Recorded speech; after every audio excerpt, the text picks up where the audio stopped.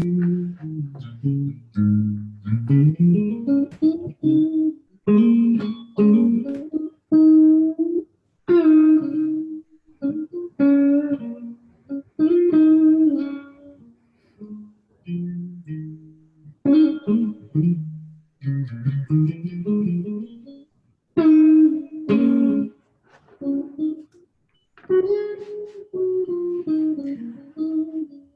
any requests?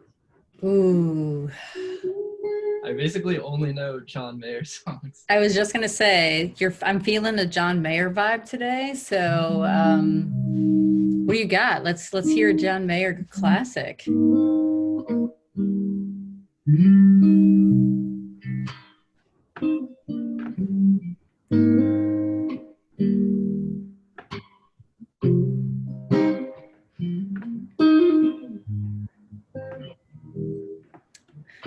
Jessica's requesting banana pancakes. I think I know that. I think that's Jack Johnson, but we got this.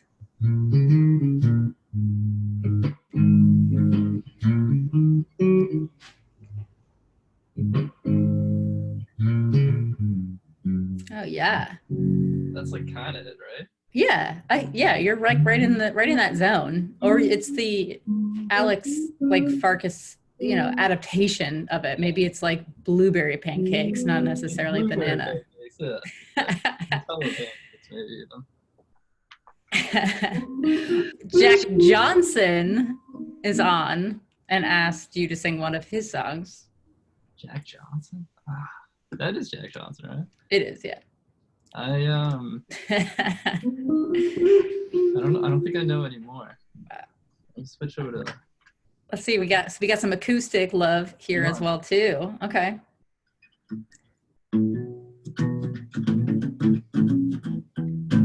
There we go.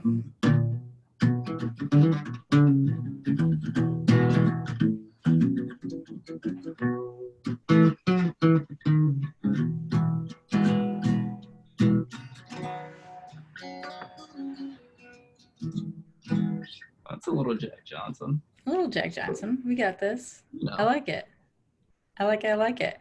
All right, one more request from the audience. We'll get started here in we'll give it about 2 minutes to let people trickle in after they've grabbed their PB&J sandwiches from the kitchen. Those of you just tuning in, this is Alex's 5 p.m. to 9 a.m. hobby of just shredding on the guitar. Very soulful.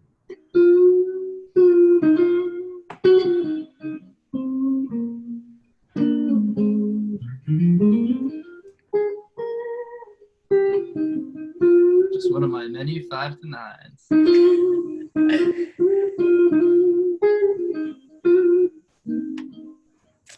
And Adam just told us he legitimately does have a PB&J sandwich. Wow. One of the many perks of working from home. Nice. Adam, I do have a question. I know that PB&J fanatics are very particular about the kind of jelly that they put on their sandwich. Are you a grape jelly fan? Are you a strawberry jelly fan? Let us know, because they're devoted fans. Adam says grape jelly, but only Trader Joe's jelly. TJ for the win. Love it. I think Greg is our CEO. Greg was just saying he has finally found out he's a peanut butter lover extraordinaire. He has finally found out his go-to peanut butter, and it is Teddy's, I believe. Teddy's, local company here in Boston. If you're ever in Cambridge or sometimes in certain parts of Everett and the wind blows just right, you can actually smell the peanut butter being made. No way. Dead serious. That's awesome. As always happens when it comes to PB&J, the jelly and jam enthusiasts are at it again. Rachel has just said that raspberry jam is the only way to build a PB&J sandwich. I like raspberry a lot too. And you know what? I don't really like strawberry, but raspberry and blackberry are my go-tos. Oh, I don't think I've ever had a blackberry jam. Anything with the berries. Love it. All right. And Carmela just says, anyway, here's Wonderwall. And if you don't do that, I don't know. I wish I remembered one ball. Ooh, Rachel's culinary advice for the perfect PB&J sandwich is to toast the sandwich. So toast that bread. It's going to make the peanut butter nice and melty. I love it. Okay. So just a quick update for everyone who is posting and commenting and talking about their PB&J habits or offering their Jack Johnson or John Mayer favorite hits. If you could toggle your switch down so it says all panelists and attendees, we want each of you to be connected with each other, see what one another is saying, and get the group connected. At 5 minutes to the top of the hour, we're ready to dive into it. Now that we've all bonded over our PB&J sandwiches, some light tunes, casual tunes from Alex here. Snaps to Alex for opening up with some Thanks, MJ. smooth vibes. Really feeling this. I figure it's probably about time. We should Do it. we should probably get Phygital. What do you think? Get Phygital. I'm all in. Excellent. Wonderful. So for everybody who is just dialed in, thank you so much for joining us in this third installment of our Let's Get Phygital webinar, where this week we're going to spend some time talking about creating a community and building that customer connectivity. Now more than ever, it's going to be so important for us to spend some time focusing on how we can come together all as a community, get more human, get more personal, spend some more time talking about our 5 to 9s, whether it be crafting the perfect PB&J sandwich or working on honing your sweet skills there on the 6 strings. Absolutely. And you know what, too? Just to reiterate one of MK's points from earlier, let's get going in the chat here. Let's create our own community right now while we're talking about creating community. And just quick shout out to Jay. Jay, thanks so much for dialing in. Super excited to have you on board. Jay and I literally just met this morning. So bring in your friends, everybody jump in and say hey and just start the conversation. Hey, Jay. Awesome. Got some shout out to the couch in the background. With that said, it's probably about time that we should introduce ourselves. Alex, why don't you take it away? Perfect. Yeah. So my name's Alex Farkas. I am the marketing operations coordinator at Alice. My favorite so far work from home perk is just having a little bit more creative time, hopping on the 6 string, run some tunes. That's the go-to right now. I am also a legitimate diehard adorer of Highland cows. If you don't know what that is, please Google it now, really quickly. It's that important to me.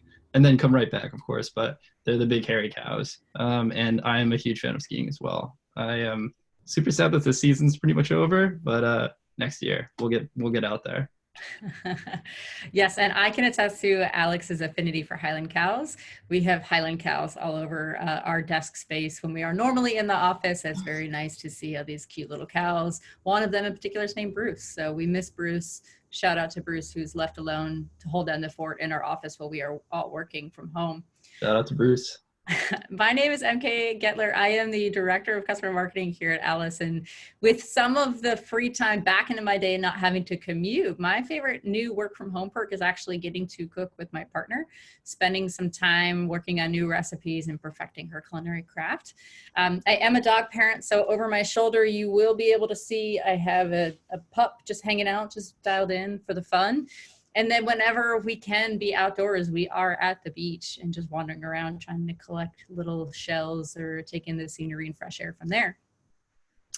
Another thing, though, you should know about me is that recently we made an investment. We got a new car. We upgraded. And I filled a lifelong goal of being a Jeep owner. And there's this club, there's this thing with Jeep owners. I'm not sure if anybody out there is a Jeep owner. Feel free, let's toss some hands in the chat pane, because one of the things about Jeep, Casey McAdams knows, Jeep owners are this crazy tight community. And now as I'm driving down the street and another Jeep owner drives past me, complete strangers, we are waving to each other from our steering wheel, this little 3-finger wave, just like this. MK, that's a real thing. That's called the Jeep wave. Isn't it insane, the Jeep wave? Yeah, everybody does it. It's the wildest thing. Nobody prepared me for how many people. I'd heard of it before I owned a Jeep, but now that I'm actually a Jeep owner, it's everywhere. And this community, this unspoken tribe that has been forged just by the type of car that we own is really something quite remarkable. Absolutely. It's a die hard. It's almost like a cult. You own a Jeep and people loved owning their Jeep so much that they've developed, and this community has manifested itself through this little wave that everybody does to each other when you're passing on the highway or on the street. It's this amazing thing, and it's exactly what you said. It's a type of community. And that is something in itself that's completely amazing, how a company that has dedicated itself to building out this brand that's just so amazing that it comes out in this community of this wave. And Yeah. I mean, there's some awesome things behind it that we can get into in this presentation. Yes, and you know what Adam said. So Adam, I did own a motorcycle at one point in time, and the biker community is the same way. Cyclists, while you're out there on the roads, out in the open highway, you have this little like down low wave that you do to one another, and it's all because of these connectivities that we have with each other, this unspoken bond in that community. So for today, I think it makes sense. I think we should, before we dive into, our normal phygital content, I think we should get sociological. What about you, Alex? I think so. Before we get physical, we have to explore the sociological underpinnings of what it means to build and create a community. What went into building the Jeep Wave or the Awesome. cyclist Smiler Wave? I love it. All right, cool. Let's do it. Communities. So this is obviously a definition for community, and that we pulled.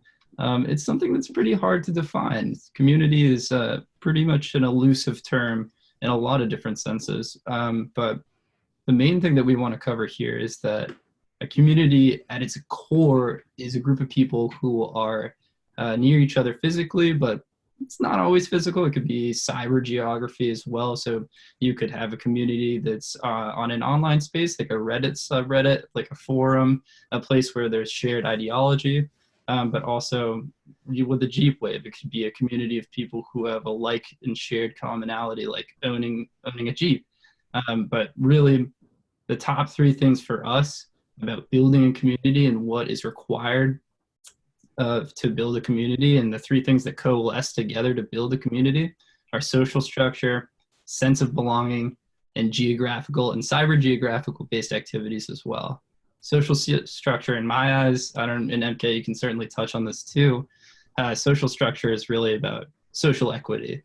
And it's making sure that you're respectful of each other in a very special way, whether it be the people, the community of the people that you live on the same block with, or the people that you're interacting with on the subreddit forum. You're being respectful and you're viewing people as equal members of that community. A sense of belonging, also a huge part of building a community. You have to feel like you belong. And really that stems, at least to me, in the ideological buy-in to this community. So you all have the shared thoughts, and you all think pretty much in tune about at least one specific way to build a community. And also there's geographical elements as too. You have to be connected in some way. Anything that I missed there, MK? No, I think you nailed it. And so if I were to think through the Jeep Wave, that sense of belonging, what I feel when someone else waves their hand out to me is pretty much one of those main things I'm thinking about as well too. Does it make sense for us to think through what our phygital version of the Jeep Wave is? Yeah. Nice. All right. Well, we want to hear from you, everybody who's dialed in. What is going to be we can use an emoji, we can use a word, we can use a tagline, whatever you guys think. Let's crowdsource this and think through what our sense of belonging might be and what our phygital equivalent to the Jeep Wave might be. That'd be sweet. Nice. We'll see what everybody has to toss into that chat. Don't forget to add it to the all panelists and attendees channel. So going back from those three elements that we know create a perfect community, or at least create a community, there's one thing that is at the bottom of all of those three elements that connects them all together, and that is trust. Right, MK? Absolutely. And you know what? Just recently, I read revisited an article that one of my alma maters published back in 2016 about what people and what jobs people consider to be trustworthy. Not surprising here at the top of the charts, we're seeing folks like doctors, we're seeing folks like firefighters, nurses, especially given this social climate that we're in right now. All of these folks are really becoming really important and integral parts of our society. But if you scroll all the way down to the bottom of this here, Alex, not surprised to see politicians down there, but I am completely disheartened and quite devastated to see that marketers are down there at 3%, sales folks are down there at 3%, and customer service representatives are all the way down there at 4%. That's heartbreaking. Marketers, come on. We're trustworthy. We're trustworthy in this era, and I imagine that it was our predecessors who invented things like spam. Yep. Who invented marketing techniques that were interruptive, that were disrespectful, that were almost scammy as a means for trying to drive business. And I think we need to undo some of the past transgressions of our predecessors and try to figure out a better way to move forward. So without trust being baked into what we're doing, what we're saying is that those baristas that are out there making some of that beautiful latte art, they are considered more trustworthy than those folks that work in sales and customer success and marketing. If you are in sales or customer success or marketing here on this call, it means our job is so much more difficult. It is so much harder. And it's harder to reach people. Yeah, it is super hard. And I think based on our new version of the Jeep Wave, which is #Woot, thanks for that, Gail, thanks so much for that contribution, that #Woot, I think we should draw a line in the sand in here and say we have to do better. We have to be better to build trust in the folks that we are working with and through to help grow our businesses. But that said, if people are not trusting us as sales reps, if they're not trusting you as marketers, if they're not trusting the people who are dedicated to consult and help grow their businesses, who do these people trust out there in the abyss? Right. How can you build a community without the trust? Without trust, you can't build the three things that are integral to building a community. Exactly. But I will say, if you start to look at consumer trends as of late, 85% of consumers are placing their trust in online reviews. Now, I don't know about you, but I fall into that 85%. When I go on Amazon, for example, first thing I do is pop down to the very bottom of the product I'm reviewing and take a look at what the one-star review said about the product. I want the real deal. I want the unfiltered insight into what this product, brand, or service is providing. Oh, and you know what too? Whenever I am looking up a new restaurant to go to, I always look at the Google reviews that come up first. It's always people who have been to the restaurant, leaving the review. That's what I'm taking stake in. Absolutely. And you know what? You're not alone. In fact, with the introduction of things like G2 Crowd, looking at Trust Radius, looking at even Capterra, there are platforms designed for businesses to allow other businesses to go on and take a look at, what people are saying, the unfiltered, unbiased perspective of what people are saying about their business.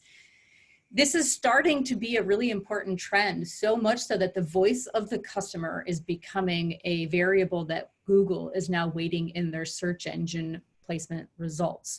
So if you're looking at your SERP as a business, you have your Google My Business page listed, the 3-pack, those businesses that are featured on top, Google's starting to weight in the variables such as how many reviews, the quality of reviews that people are getting, the quantity of those reviews, the velocity of those reviews. All this to say that honestly, your secret ingredient to growing your business, to being able to amplify what it is you're doing and to help build better community is honestly your happy customers. Most important piece of the pie that's out there right now. I might be a little biased because I am in customer marketing and this is what I do for a living. But I will say, don't take my word for it, take the word of Google, who is out there changing their algorithms to display the voice of customers much more prevalently than they previously have. And that's because back in the day, we were selling to our customers, those marketers, those sales reps who have made it that much harder, made us untrustworthy. We're selling to, they were out there yelling into the abyss of folks, just saying like, hey, buy my product. This is why you should take it. And instead, us as marketers, sales reps, customer service representatives, now we have to sell through our customers. Our customers are out there doing the marketing for us. They're out there leaving reviews. They're telling their network. They're using their voices to amplify their brand affinity. And now we as consumers have to spend, as marketers and sales reps, have to spend our time selling through our customers and building that community, bringing folks together and earning their trust and the privilege, quite frankly, to be able to have them evangelize our brands for us. Right. I think one of the most important channels right now for demand generation in any business is enabling your customers to be evangelists of your own brand. So it's no longer the past model where you're spamming your customers with, oh, let's do an upsell. You need to expand. Obviously, the land and expand model holds a lot of weight in a lot of SaaS models even today. But what we're arguing is that one of the most important channels right now is selling through your customers. And you can't do that unless you have the trust of your customer. Yeah, that's very well put. Yeah. If your customer doesn't trust you, there's no way that you could tap into this channel as a growth engine for your business, especially during these times where things are a little bit shaky, a little bit unstable. So that's why I recommend that now our job is to focus on increasing the velocity of what I think we should call T2T. T2T. T2T. T2T. It's not to be confused with too legit to quit, but T2T. I like that. Is that a similar, is that your contribution to our version of the Jeep Wave, the Phygital version? Okay, cool. But our job is to help increase the velocity, to expedite that velocity of time to trust. And let me show you what I mean by that. So if you look at your customer loyalty and you use that as a sentiment marker, and I have a lot of folks out there that use things like NPS, CSAT, they're trying to assess and understand the level of loyalty that they have in their customers. And you plot that against the duration of time that that person has been your customer or may become your future potential customer. Right now, we're much further along than we need to be as far as earning their trust is concerned. We need to look at this ideal to trust. And preferably, honestly, if I were to add another dimension to this, I might actually put in some sort of a dimension of the time relative to sale.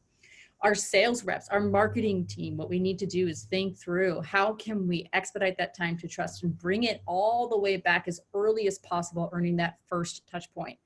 And that has everything to do with customers, the voice of the customer, people within your network, activating and being there as an evangelist for your brand. Can you do that T2T dance just one more time to make sure I have that down, Alex? T2T. Love it. So precise. So precise.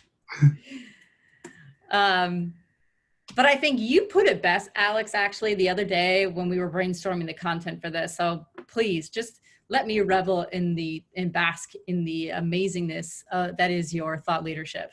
Absolutely. And to invoke the late, great JFK here, as you'll see, think not about the relationship between you and your customers. Think more about the relationship between your customers and their surroundings. And what we're talking about here is that don't think about selling to your customer as if it's just a logo. You need to perceive your customers as a group of individuals that you need to foster a sense of caring and community around, so that when they go out into their worlds, into their surroundings, they're spreading the positive vibes that you've shown them about your brand. And that in that way, through that lens, they're evangelizing your brand and basically selling the product for you. I love that. And if you start and think through that relationship between your customers and their surroundings, you think through a bit more of that, the way to build trust, to understand more about who they are, which again, to your point earlier, is the underpinning. It is the foundation upon which you can start building community. But we would be remiss if we weren't here getting Phygital, talking about the 3 R's. And the 3 R's that we've talked about in our first 2 episodes of the series have everything to do with helping to mobilize those Phygital events that we're taking our in-person events and making them digital. How we're taking our direct mail and making that, Phygital as well too. And now building a community that is Phygital requires the adaptation of the 3 R's. Those 3 R's are relevant, relatable, and respectful. And the way that we're thinking about that especially as it pertains to community, is that those 3 R's honestly are the common thread that bring together social structure, the sense of belonging, and those geographical based activities. And whether geography actually means your physical location or your physical location between the screens, these 3 R's are going to be the most important piece of connectivity that you will need to have to build that community and give them some sort of a sense of belonging in that social structure. So let's talk more about staying relevant. So as we think through the concepts of staying relevant, I think one of the things that jumps into my mind, honestly, is one of our customers. Our customer Bandwidth had a crazy dilemma. Bandwidth was meant to go to SaaStr and spends some time working with their customers, working with their community, and they were going to hand out all of these adorable sequenced unicorns. I wish I had one. I wish I had one too. And unfortunately, we weren't even able to go to SaaStr too. But you know what? Bandwidth pivoted right on the moment, and they stayed relevant given the social climate at the time. McAdams says she might be able to hook us up with some of those unicorns. So Casey, Wow. All right, I'm okay with it. I have plenty of space on the shelf right over my shoulder for one of those unicorns.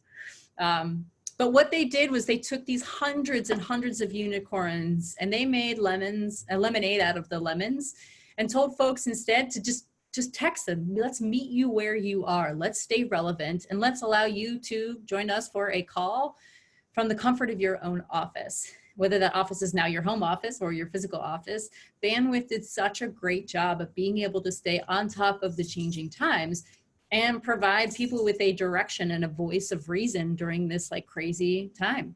Right. And I think that's so spot on, MK. Being able to stay relevant, obviously, this is a huge pivot just based on the climate of change that we have going on right now. But it's also about being able to identify minute changes in the status quo that you can also stay relevant to as a company. I love it. Very cool. So, Alex, do you want to run through some of these tips that we came up with to help our community, help our folks build community and stay connected and be relevant?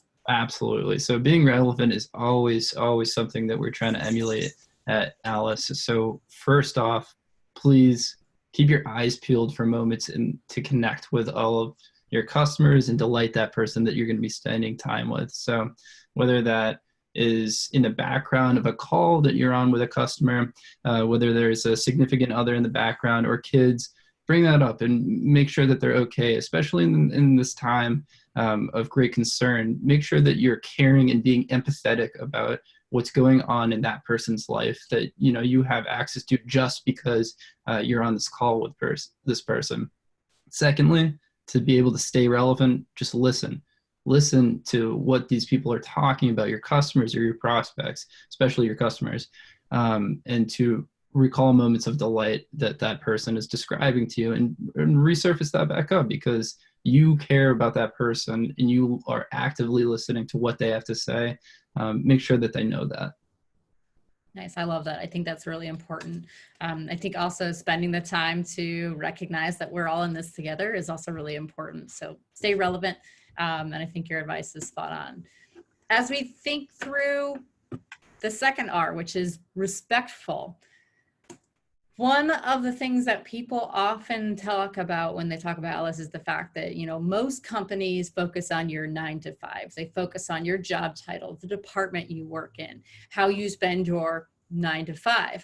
We at Alice, we spend a ton of time talking about your 5 to 9, all the time where life actually happens. If you happen to be like Alex and you're a Highland cow enthusiast who likes to shred on the 6th string to some John Mayer, we want to highlight that. We want to bring that up. If you are an animal enthusiast or you are a activist on the side, we care about those things, and those are the types of things that are going to revitalize and bring the energy and life into your life. And so we are now in this really interesting time where we as communities are combining that 5 to 9 and the 9 to 5. They're all in the same space.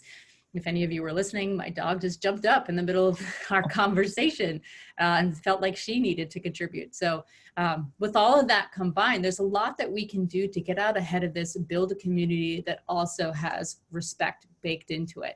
So Alex, why don't we talk about some of those tips we have for building community and connectivity by being respectful?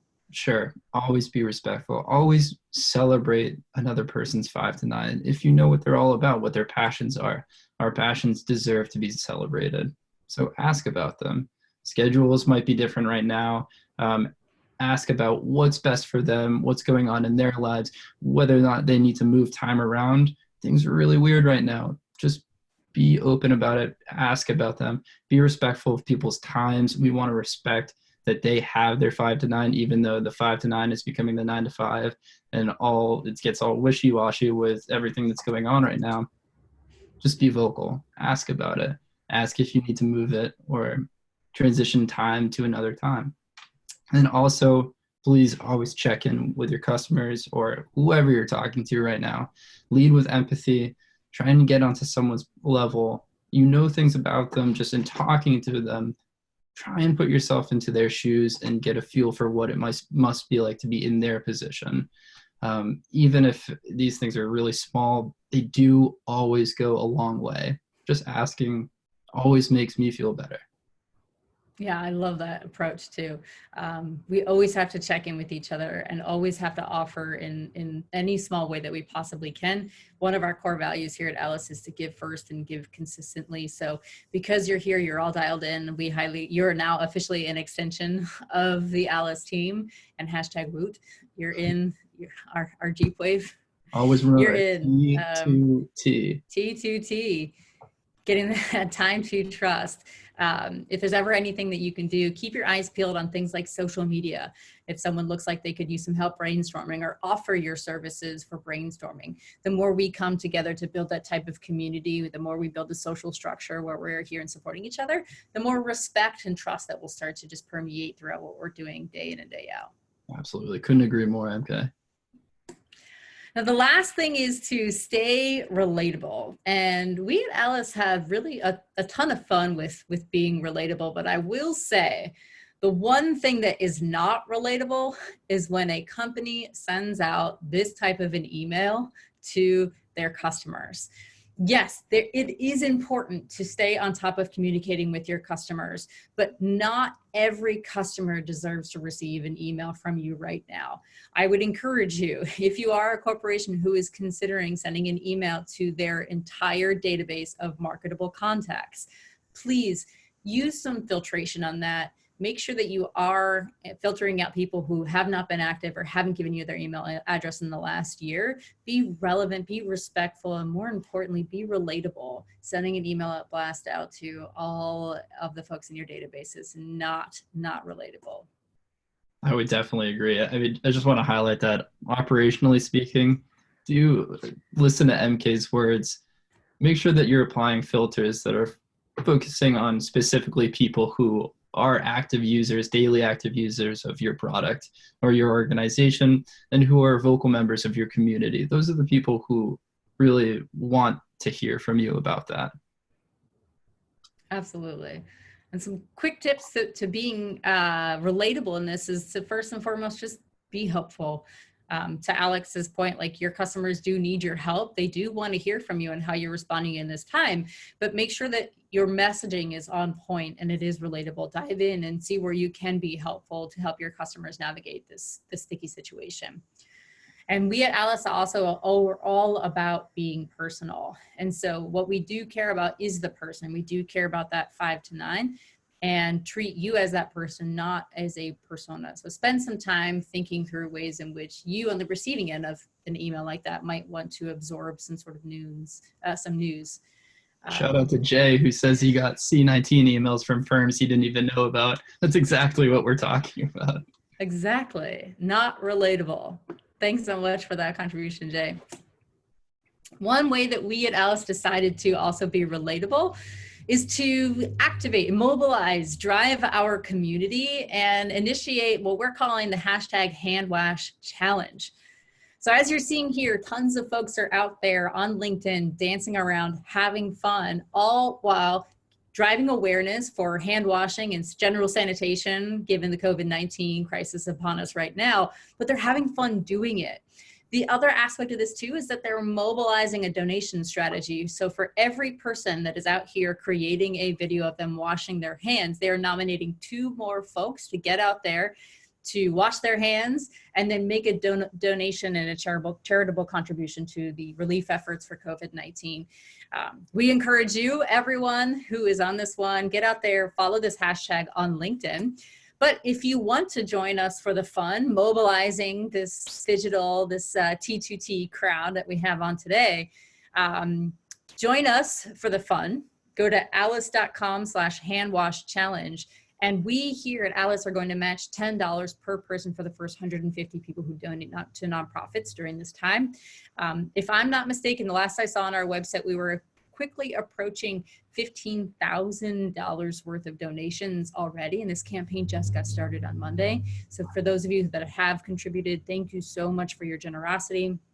I don't know if anybody noticed there, this video at the lower part, in the lower left-hand side here, but that's you, Alex, isn't it?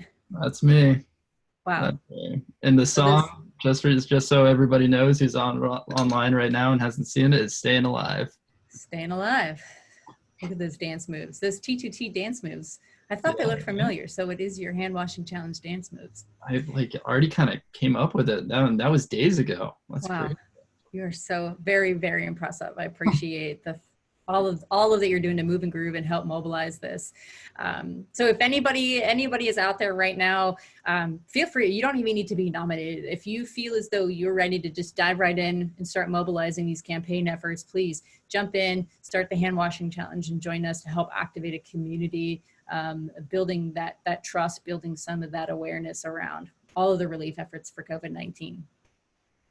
We're not alone in this though, and I do want to highlight a few of our customers who are doing some phenomenal work to help get folks access to the resources they need in this trying time. While our fun might be dancing around to our favorite songs while washing our hands, other companies need, like Adobe, for example, have given access to the Adobe Creative Suite for students right now who might be in need of these resources. That's amazing. Dialpad, another one of our customers, is also out there offering free resources, limited time resources as well to help mobilize communication between folks. LogMeIn is also doing a similar type of offer for their customers as well, especially for those in the healthcare industry. So when you look through all the companies that are out there right now being relatable, being respectful, this is the time where we need to help mobilize and drive force and build that bridge of community between our customers so we can use those customers as our driving force moving forward. That said, so putting it all together, one thing I will say is that you always have a moment to get Phygital, especially when creating that memorable gifting. So if you think through all the scenarios we talked about today, and you do have the ability to send direct gifts and personal gifts from Alice, please look at every chance that you have to send a donation that is respectful or send a gift that might be helpful or useful for someone. If you do see a unicorn out there, or you have an excess of unicorns out there and you do see someone in need of a unicorn, please feel free, send them a unicorn. Yeah, I would just, and honestly, it goes without saying that passing along these digital gifts to your customers and just supporting them in their 5 to 9s, just making an effort to be personal, it goes so far. We see that all day at Alice. People are so grateful for just being human and reaching out, trying to make a connection with people. It really does go a long way. Absolutely. Well, awesome. Well, we want to hear from you. We have a lot of you folks. Hopefully your PB&J sandwiches are now resting nicely in your bellies. What are you doing right now? And what is the most important thing that we should be focused on when it becomes time for us to build a community? Anyone have anything to, oh, Jay, thank you so much. You're welcome. Thanks for joining in the conversation. It was so great to meet you as well. Look forward to working with you and the team, you and your students at Northeastern.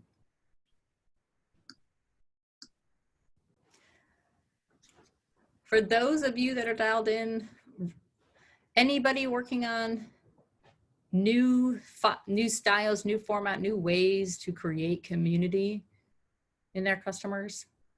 We have a Slack group, right, MK? We do have a Slack group, yeah. If anybody is looking for ways to brainstorm with each other, to get Phygital, share that brain trust of ideas, figure out how to digitize your events, digitize your groups, please join us at our physical Slack channel. We can send you the link immediately following this to join our Slack channel. Ooh, Everett, I love that idea too. So Everett said setting up virtual coffee sessions has been a great way to, in this new environment, assuming to be personal. I think, and for some simple check-ins, yeah, that is a super great way to do this right now too. I think that just being able to have that face-to-face time with customers, and whether it's inside your community or not, anywhere, is just super important to reinforce that personal connection. Yeah, we're huge fans of virtual coffee. In fact, you're having virtual coffee with me right now. Thanks so much, Everett. Anybody else working on new ways? Casey says, honestly, utilizing you all a ton. Alice has been such a saving grace during this crazy time. Wow, hashtag humbled. Love it. Personal gifts and the option to donate if you want to. Love it. And so thankful for the gift of personalization. But we're so thankful for gifts of our customers and for folks like you for carving time out of your day to join us in some silly fun talking about Highland cows and building community. We're so appreciative of folks coming together and helping us help you and telling us what you need during this time. Thanks, Casey. Valentina suggested digital weekly check-ins, which I love. Valentina, are you doing this with your customers? Are you doing this with your teams? How are you facilitating digital weekly check-ins?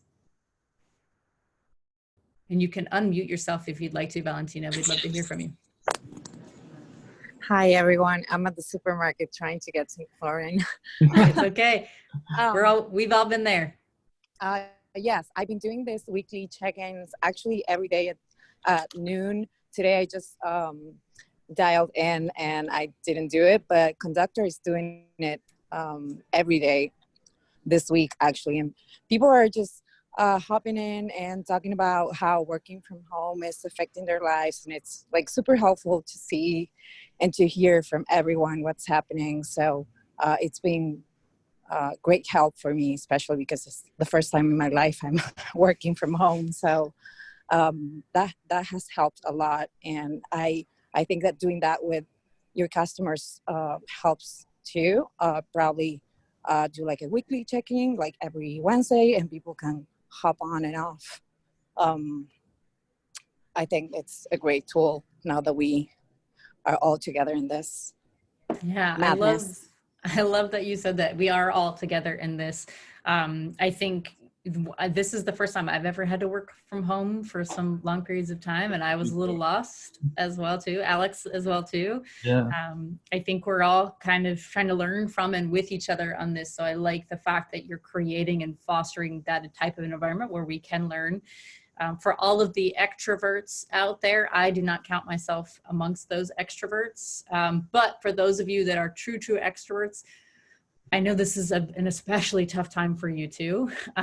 So stay connected. I love Valentina's idea to jump in, create those coffee talk meetings, spend some time connecting with each other. Shelby mentioned that they are focused on protecting the base, quote unquote, protecting the base, not asking customers to quote collateral at this time, but creating customer only Zoom meetings for them to share ways of how they are shifting their approach to manage revenue in this uncertain time. Shelby, if you're still on, I'd love, if you're okay with it, to speak a little bit to what you guys are doing to create that protection of your base and how you're helping your customers brainstorm through this time. Yeah, can you hear me? Yes.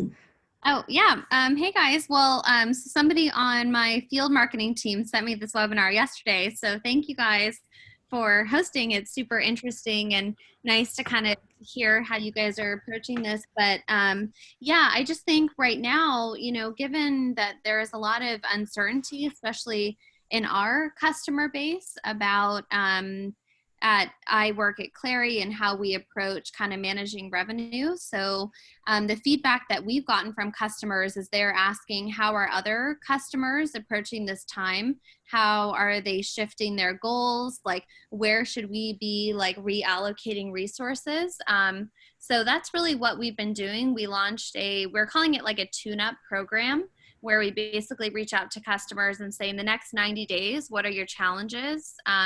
And then we're going to bundle those up into Zoom meetings. So it's customer only. And I really love that because I think it makes customers feel a little bit more comfortable. You know, we're not kind of slipping prospects in there. It's purely about them, where they can feel like in a comfortable space, going back to your point about trust. So yeah, that's kind of what we're going to be doing for the next month. That's awesome, Shelby. I think that's a really, really interesting technique that you guys are using over at Clary. I think that that's a really smart way to really incite the building of community amongst your customers around the Clary brand.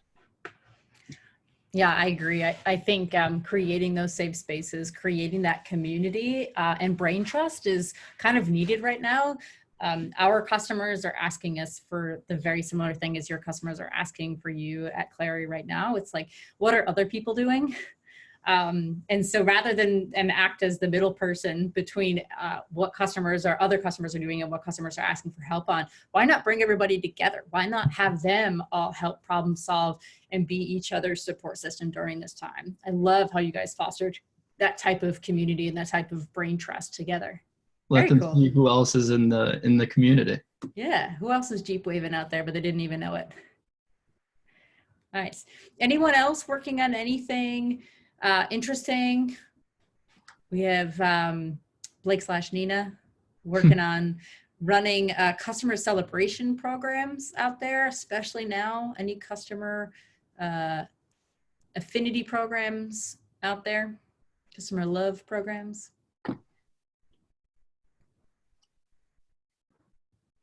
Anyone seeing any customer love programs that they really enjoy that are just giving them life as they're running around the abyss of LinkedIn or the Twitter sphere?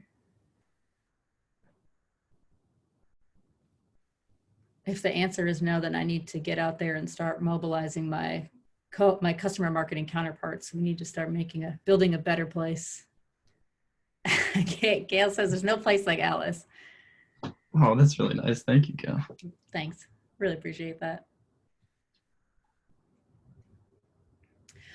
All right. Well, if there are no other last minute thoughts, contributions, or ways that we can brainstorm with you, we have some news for you, in fact. And it's that this Phygital webinar was actually only, that's a little bit of a secret, but was actually only meant to be one webinar to just help our customers get unstuck. Not unlike what we were talking about just a couple moments ago with Shelby.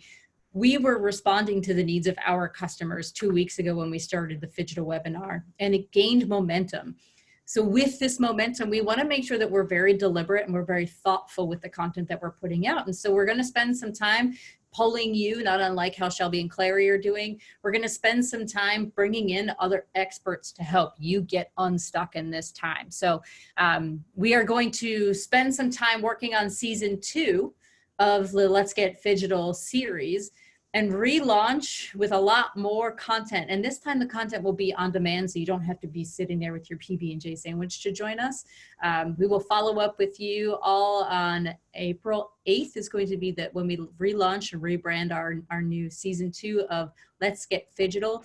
For those of you that have been here from the beginning, I got a shout out all the way to my girl Carmela, who has been to all 3 of our webinars, who has been out there promoting and helping others to find the way that is Phygital.